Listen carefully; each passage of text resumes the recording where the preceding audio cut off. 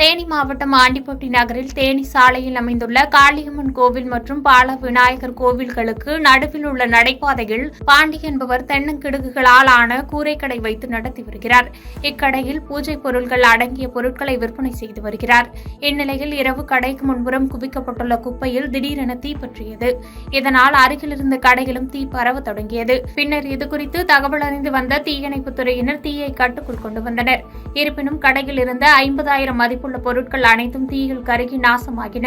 மேலும் இந்த விபத்து குறித்து ஆண்டிப்பட்டி காவல்துறையினர் விசாரணை மேற்கொண்டு வருகின்றனர்.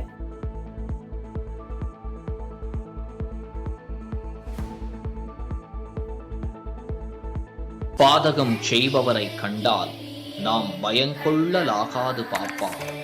மோதி மிதித்து விடு பாப்பா, அவர் முகத்தில் உமிழ்ந்து விடு பாப்பா.